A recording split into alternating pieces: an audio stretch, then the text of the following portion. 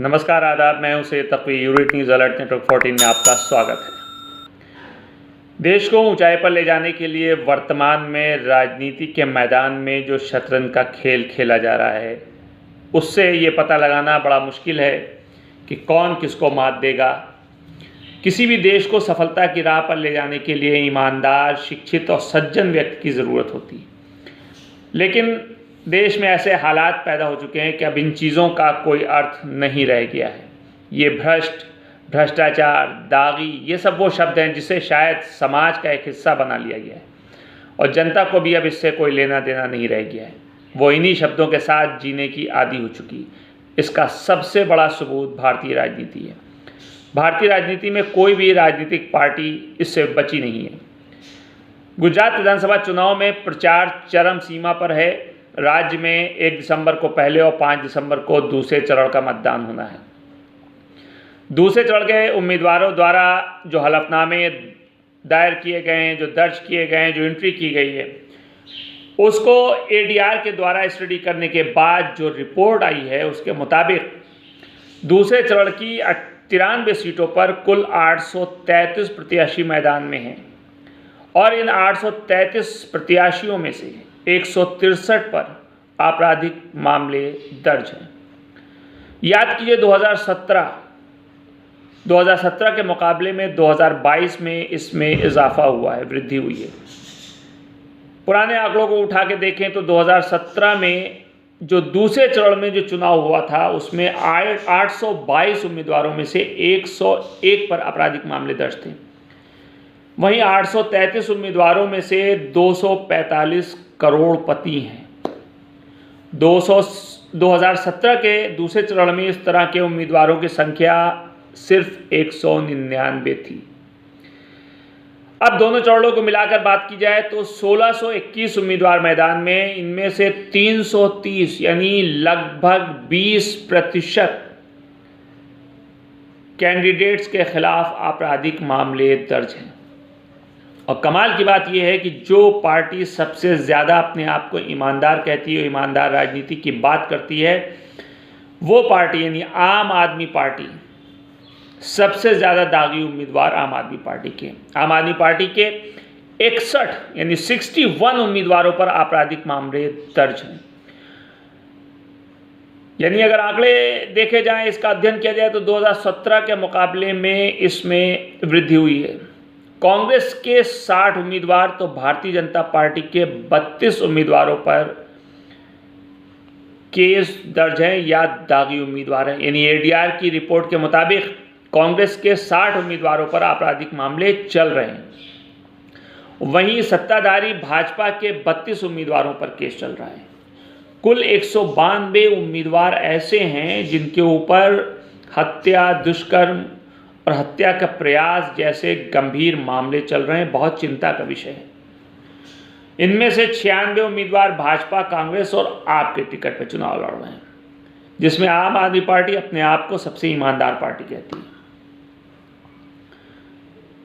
पहले चरण के 167 और दूसरे चरण के कुल 330 उम्मीदवारों पर आपराधिक मामले दर्ज हैं। आम आदमी पार्टी के सबसे ज़्यादा 43 उम्मीदवारों पर और कांग्रेस के 28 तो भाजपा के 25 उम्मीदवारों पर इस तरीके के गंभीर और आपराधिक मामले दर्ज हैं। 18 उम्मीदवारों पर महिला के खिलाफ अपराध के मामले, यानी कुल 18 उम्मीदवार ऐसे हैं जिन पर महिला अपराध के मामले दर्ज किए गए हैं। एक उम्मीदवार दुष्कर्म का भी आरोपी है। सोचने की बात है, बहुत गंभीर बात है। 5 उम्मीदवारों पर हत्या तो 20 के ऊपर हत्या के प्रयास का मामला है। यानी बहुत ही ज़्यादा चिंता की बात है और चुनाव आयोग को इस पर ध्यान देना चाहिए और साथ ही साथ जो पार्टी के मुखिया और सर्वे सर्वा हैं, उनको भी इस पर गौर करने की ज़रूरत है। अब देखिए आंकड़े क्या बताते हैं और डिटेल्स क्या बताती है कि दसक्रोई से जो आम आदमी पार्टी के किरण पटेल उम्मीदवार हैं, उनके ऊपर हत्या का मुकदमा चल रहा है। पाटन से जो कांग्रेस पार्टी के किरीट पटेल उम्मीदवार हैं, उनके ऊपर हत्या का मुकदमा चल रहा है। भारतीय जनता पार्टी के जो जेठा भाई आहिर हैं, उनके ऊपर दुष्कर्म का मामला चल रहा है। ये जेठा भाई जो है वो शेहरा सीट से चुनाव लड़ रहे हैं। मतलब बहुत ही ज़्यादा गंभीर ऐसा लग रहा है कि देश में ईमानदार प्रत्याशियों का अकाल आ गया है। 2017 के मुकाबले में, विधानसभा चुनाव के मुकाबले में 2022 में इन आपराधिक प्रत्याशियों में काफ़ी इजाफा हुआ है। अब वहीं तक ये आपराधिक छवि के बाद अब देखिए पैसा किसके पास कितना है। 2017 के मुकाबले में 2022 में 5% करोड़पति प्रत्याशियों में वृद्धि हुई है। 2017 में दूसरे चरण के 822 प्रत्याशियों में से 24% यानी 199 प्रत्याशी करोड़पति थे, लेकिन 2022 में तस्वीर बदल गई। यहाँ पे 833 प्रत्याशियों में 29% 29% यानी 245 प्रत्याशी करोड़पति हैं। सोचने की बात है। ये उस वक्त है जब भारत में गरीबों की संख्या बहुत ज़्यादा है, यानी न जाने कितने ऐसे लोग हैं जिनको बमुश्किल दोनों वक्त की रोटी नसीब होती है। इन सभी प्रत्याशियों की औसत धन की बात करें तो 4.25 करोड़ रुपए, यानी दूसरे चरण के सबसे अमीर जो है, सबसे धनी उम्मीदवार है, उसके पास 661 करोड़ की संपत्ति है। सबसे अमीर प्रत्याशी मनसा सीट से भाजपा के जयंती भाई सोमा भाई पटेल हैं। इनकी संपत्ति 661 करोड़ रुपए बताई जा रही है। दूसरे नंबर पे भारतीय जनता पार्टी के सिद्धपुर से बलवंत सिंह राजपूत है, जिनकी संपत्ति 372 करोड़ रुपए बताई जा रही है। वहीं आम आदमी पार्टी के ढबोई से जो उम्मीदवार हैं, अजीत सिंह परसोत्तम दास ठाकुर, ये तीसरे सबसे अमीर प्रत्याशी हैं। इनकी कुल संपत्ति 343 करोड़ रुपए बताई जा रही, यानी एडीआर का जो ये आंकड़ा है ये गौर करने वाला है। एडीआर की रिपोर्ट में एक और दिलचस्प पहलू निकल के सामने आया है, यानी सिर्फ और सिर्फ करोड़पति की बात नहीं है, ऐसे भी लोग हैं जिनके पास कुछ नहीं है। 5 ऐसे उम्मीदवारों का नाम सामने आया जिनके पास कोई संपत्ति नहीं है। अब ये बात अलग है कि इनमें से कोई भी भारतीय जनता पार्टी, कांग्रेस या आम आदमी पार्टी जैसी पार्टियों का प्रत्याशी नहीं है जिनके पास कोई संपत्ति नहीं है। पहले चरण में भी एक उम्मीदवार ऐसा था जिसके पास कोई संपत्ति नहीं थी। इस तरीके से गुजरात के चुनाव में कुल 6 उम्मीदवार ऐसे निकल के सामने आ रहे हैं जिनके पास कोई संपत्ति नहीं है। अब दूसरी तरफ देखिए तो भारतीय जनता पार्टी ने सबसे ज़्यादा करोड़पति लोगों को, प्रत्याशियों को टिकट दिया है, यानी दोनों चरणों को अगर मिला लें तो भारतीय जनता पार्टी के 182 उम्मीदवारों में से 154 करोड़पति, कांग्रेस के 179 में से 142 करोड़पति प्रत्याशी हैं।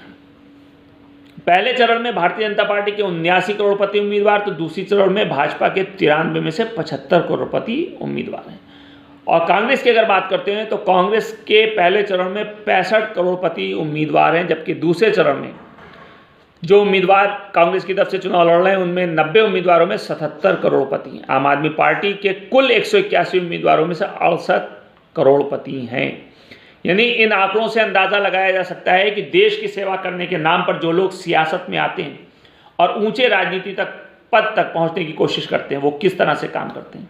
क्या देश को, ये बहुत बड़ा सवाल है देश की जनता के सामने, क्या देश को उन्नति की राह पर ले जाने के लिए भ्रष्टाचार को बढ़ावा देना सही है? क्या देश की सेवा करने के लिए दागी लोगों को जनता का सेवक बनाना सही है? क्योंकि हर पार्टी ईमानदार पार्टी होने का दावा करती है, लेकिन टिकट दागियों को देती है। ये एक बहुत बड़ा सवाल है जो जनता के सामने है और देश की जनता को इसके बारे में सोचना होगा। साथ ही साथ राजनीतिक पार्टी के जो सर्वे सर्वा हैं, अगर वो देश के प्रति ईमानदार हैं तो उनको भी इस पर गौर करने की ज़रूरत है। देखते रहिए यूनिट न्यूज़ अलर्ट नेटवर्क 14। अगर आप नए हैं तो लाइक शेयर सब्सक्राइब ज़रूर कीजिए। मिलते हैं नेक्स्ट एपिसोड में नए विषय के साथ, तब तक के लिए नमस्कार।